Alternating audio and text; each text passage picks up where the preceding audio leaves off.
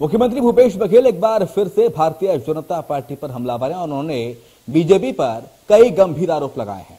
आपको बता दें, सीएम भूपेश का ये हमला 5 राज्यों में होने वाले विधानसभा चुनाव को लेकर है, खासकर उत्तर प्रदेश को लेकर। आम बजट पर पूछे गए सवाल पर सीएम ने कहा कि जीएसटी के प्रस्ताव को उन्होंने केंद्रीय वित्त मंत्री से 2022 के बाद भी जारी रखने की मांग की है। भूपेश बघेल ने क्या कुछ कहा, आपको सुनाते हैं।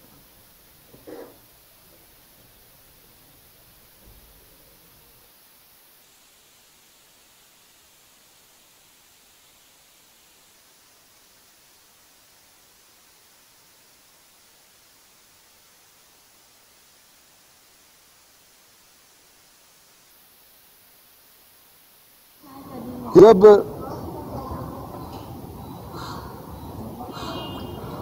मंडल लागू किया गया उस समय प्रधानमंत्री कौन थे? वीपी सिंह। पूरे देश में आग लगी थी। उसके बाद कांग्रेस आई और उस मंडल कमीशन के जो रिपोर्ट है उसको लागू किया गया। एक जगह भी कोई गाड़ी जली क्या? कहीं आंदोलन हुआ क्या? तो इनको सत्ता चलाना आता नहीं है, केवल झगड़ा करा सकते हैं, आग लगवा सकते हैं। सत्ता चलाना कांग्रेस को आता है। वहां बांटने, हर चीज को वहां किया जा रहा था, यहाँ क्यों नहीं किया जा रहा है? तुलना करना उचित नहीं है। देखिए, 2018 में चुनाव हुए, जो वादे छत्तीसगढ़ की जनता को हमने किया था वो हम पूरा कर रहे हैं और 80% से अधिक वादे हमने पूरे किए अभी तक के। 2 साल बचे भी है, उसमें हम और बचत जो वादे उसको भी पूरा करेंगे। अब जब 2023 का जब चुनाव होगा छत्तीसगढ़ में, तो यहाँ की जनता जो वादा करेंगे उसके आधार पर चुनाव में जाएंगे। अब उत्तर प्रदेश में प्रदेश कांग्रेस कमेटी ने जो घोषणा की है, तो वो यहाँ छत्तीसगढ़ में क्यों लागू नहीं? उत्तराखंड में हो तो उसको क्यों लागू नहीं? गोवा में किया गया उसको क्यों नहीं लागू किया? ये तुलना करना उचित नहीं है।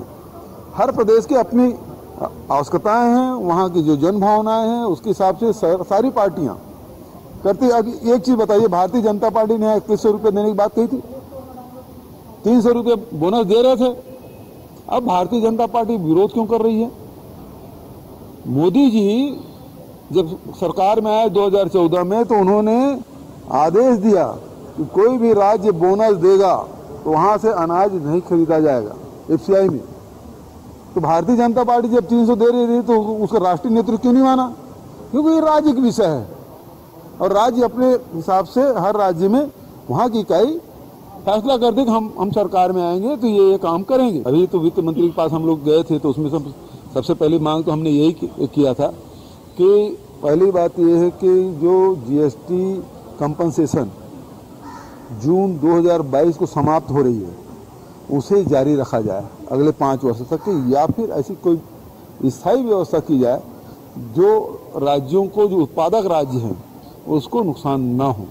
नहीं तो औद्योगिकरण का पहिया रुक जाएगा पूरे देश में। जो उत्पादक राज्य हैं, यदि उसको पैसा नहीं मिलेगा तो क्यों अपने यहाँ औद्योगिकरण करेगा?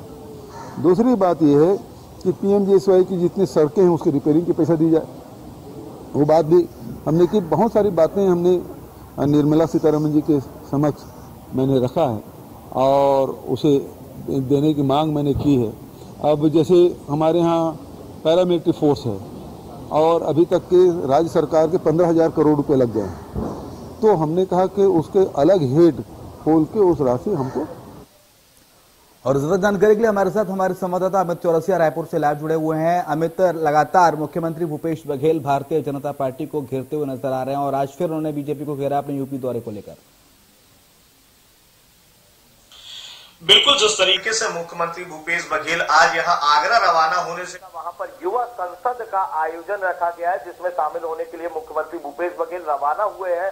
लेकिन उन्होंने आगरा रवाना होने से पहले एयरपोर्ट पर जब पत्रकारों से बात की तो सीधे तौर पर उन्होंने केंद्र सरकार पर जुबानी हमला किया, बल्कि सीधे तौर पर बगैर नाम लिए उन्होंने प्रधानमंत्री की नीतियों पर हमला किया है। तो एक तरह से कह सकते हैं कि मुख्यमंत्री भूपेश बघेल जिस तरीके से राष्ट्रीय स्तर के नेता बनते जा रहे हैं कांग्रेस में, तो ऐसे में अब वह केंद्र की राजनीति में भी दखल देने लगे हैं, जिसके कारण यहाँ पर उनकी जो जुबानी और बयानबाजी चल रही है वो लगातार जारी है। क्योंकि जब से वह उत्तर प्रदेश में उन्हें मुख्य पर्यवेक्षक बनाया गया, तब से लगातार वह केंद्र सरकार पर महंगाई के मुद्दा हो, पेट्रोल डीजल की कीमतों का मुद्दा हो, तो ऐसे कई मुद्दों पर वह अपने विचार व्यक्त करते रहे और बयानबाजी करते रहे और इसी को लेकर आज वह बात कर रहे हैं। क्योंकि जिस तरीके से अभी उत्तराखंड में यह घोषणा करके आए थे मुख्यमंत्री भूपेश बघेल की जब यहाँ पर सरकार बन जाएगी कांग्रेस तो वहां के लोगों को 500 रुपए में गैस सिलेंडर मिलेगा और उससे ज्यादा उसकी कीमतें नहीं बढ़ेंगी। तो ऐसी लोक लुभावने जो वादे कांग्रेस कर रही है, विभिन्न राज्यों में चुनाव है 5 राज्यों में, तो ऐसे में अलग अलग जो चुनावी वादे किए जा रहे हैं उसे लेकर अब राजनीतिक रार तेज होती नजर आ रही है। जिस तरीके से भाजपा नेता लगातार इनकी नीतियों पर, इनके वादों पर सवाल उठाते नजर आए, जिसका मुख्यमंत्री भूपेश बघेल जवाब भी देते नजर आ रहे हैं। क्योंकि कहीं ना कहीं वह केंद्र सरकार की जो विभिन्न योजनाएं हैं, रोजगार देने की बात थी, बेरोजगारों को लाखों युवकों को रोजगार देने की बात थी, उस पर भी मुख्यमंत्री भूपेश बघेल लगातार हमलावर रहे हैं। और चाहे वह उत्तर प्रदेश की बात हो, उत्तराखंड की बात हो या पंजाब की, तो वहां जाकर वह मुखर होते रहे कि आखिर केंद्र सरकार ने उन लोगों को रोजगार क्यों नहीं दिया। जी तो अमित, क्या माने, क्या ये विपक्ष की खींच है, भारतीय जनता पार्टी की खींच है? क्योंकि लगातार हम देख रहे हैं मुख्यमंत्री भूपेश बघेल चुनाव प्रचार कर रहे हैं। उत्तराखंड भी मुख्यमंत्री भूपेश बघेल गए थे, उत्तर प्रदेश लगातार जा ही रहे हैं, नोएडा में भी आखिर उन्होंने प्रत्याशी के लिए प्रचार किया था। तो भूपेश बघेल को जो राष्ट्रीय नेतृत्व मौका दे रहा है प्रचार करने का, छत्तीसगढ़ की ओर से बीजेपी के नेताओं को इस तरह का कम मौका मिल रहा है, तो बीजेपी की खींच ऐसे समझे जो लगातार इस तरह की बयानबाजी सामने आती है, फिर भूपेश बघेल पलटवार उन पर करते हैं?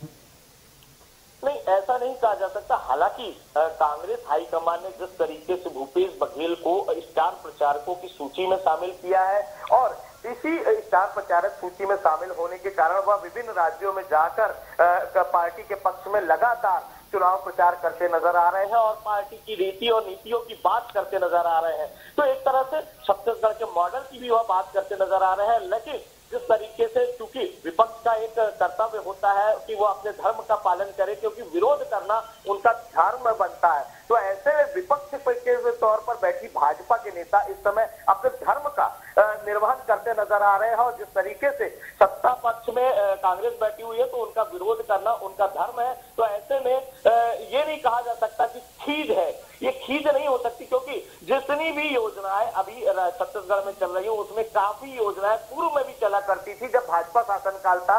तो आज वही बात आ रही है। धनवंतरी योजना, जैसे जेनेरिक दवाइयों की बात करें, जेनेरिक दवाइयों के पहले भी योजना थी, मोदी जी उसको लेकर आए थे, लेकिन उसे यहाँ पर चलने नहीं दिया। उज्ज्वला योजना जब यहाँ पर लागू नहीं हो पाई छत्तीसगढ़ में, जिस तरीके से फ्री में लोगों को यहाँ पर गैस सिलेंडर और चूल्हा दिया जा रहा है। ठीक है, बहुत शुक्रिया आपका अमित, तमाम सारी जानकारी को साझा करने के लिए।